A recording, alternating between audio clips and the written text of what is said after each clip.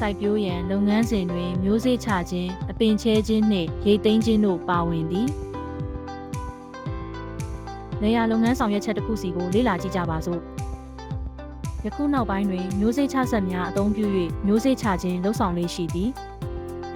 1 မီတာမှ1.2 မီတာကျယ်သောအပင်စိုက်မြေတန်းပေါ်တွင်10 တန်းမှ10 တန်းမျိုးစေ့ချဆက်ဖြင့်တစ်ကြိမ်မျိုးစေ့ချပါ2 မီတာကျယ်သောအပင်စိုက်မြေတန်းများရှိသည့်ဖန်လုံအိမ်များတွင်တစ်ဖက်လျင်တစ်ကြိမ်စီဖြင့်2 ကြိမ်မျိုးကျဲပါပုံမှန်အားဖြင့်တစ်ခုနှင့်တစ်ခု15 စင်တီမီတာမှ20 စင်တီမီတာနေရာခြားပြီး10 တန်းမှ10 တန်းမျိုးစေ့ချပါထို့နောက်မြေကြီးဖြင့်ဖုံးအုပ်ပါဟင်းနုနယ်သည်အပူချိန်ဆက်5 ဒီဂရီမှ20 ဒီဂရီစင်တီဂရိတ်တွင်ကောင်းစွာရှင်သန်ကြီးထွားပါသည်25 ဒီဂရီစင်တီဂရိတ်ထက်ပို၍အပူချိန်လွန်ကဲခြင်းမဖြစ်အောင်ကာကွယ်ရန်အရေးရပိုက်ကုန်များကိုအသုံးပြုပါ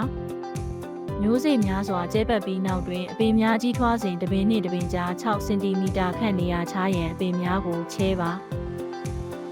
အပင်ချဲသည့်အခါတွင်ကြီးထွားမှုနည်းသောအပင်များအလွန်ကျွံထွားလွန်အပင်များကိုဖယ်ရှားပစ်ပါထို့ပြင်ထူထပ်စွာပေါက်နေသောနေရာများမှအပင်များကိုဖယ်ရှားပစ်ပါယခုနောက်ပိုင်းတွင်အပင်ချဲခြင်းကိုတစ်ကြိမ်နဲ့အထိအကြိမ်ရေလျှော့ချပြီးဆောင်ရွက်လာကြသည်ဟင်းနုနယ်သည်အပူဒဏ်မခံနိုင်သောကြောင့်ပုံမှန်အားဖြင့်မနက်စောစောသို့မဟုတ်ညနေခင်းကဲ့သို့အေးမြသောအချိန်တွင်ငင်းကိုရိတ်သိမ်းပါသည်အရွက်အရှည်20 စင်တီမီတာခန့်ရောက်ရှိချိန်သည်ရိတ်သိမ်းရန်အသင့်တော်ဆုံးအချိန်ဖြစ်သည်ရိတ်သိမ်းရန်အတွက်တန်ရှင်းသောတံစင်ကိုအသုံးပြုပါထို့ပြင်ဓားသွားထက်သောကြောင့်ဂရုတစိုက်ကင်တွယ်ပါ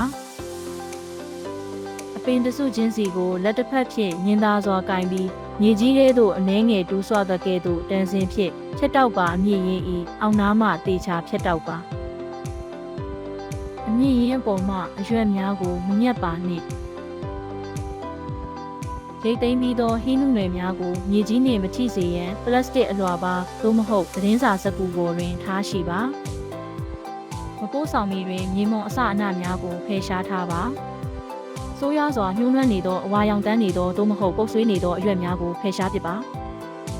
လွန်သေးငယ်သောအပင်များသည်ဈေးကွက်တန်ဖိုးနည်းသောကြောင့်ရင်းတို့ကိုလည်းချန်လှပ်ထားရမည်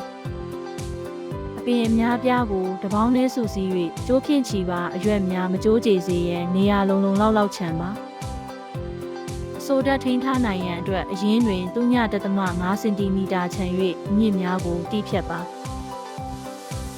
အမြင့်တီးဖြတ်ထားပြီးသောဟင်းနုနယ်များကိုပို့ဆောင်ရန်အတွက်တန်ရှင်းသောပုံးများထဲထည့်၍ထုတ်ပိုးပါဤဒီမှာစိုက်ပျိုးရေးလုပ်သားများအတွက်တီးနှံအလိုက်လေယာစိုက်ပျိုးခြင်းလုပ်ထုံးလုပ်နည်းများဆိုင်ရာလမ်းညွှန်ချက်ဖြစ်ပါသည်ကျေးဇူးတင်ပါသည်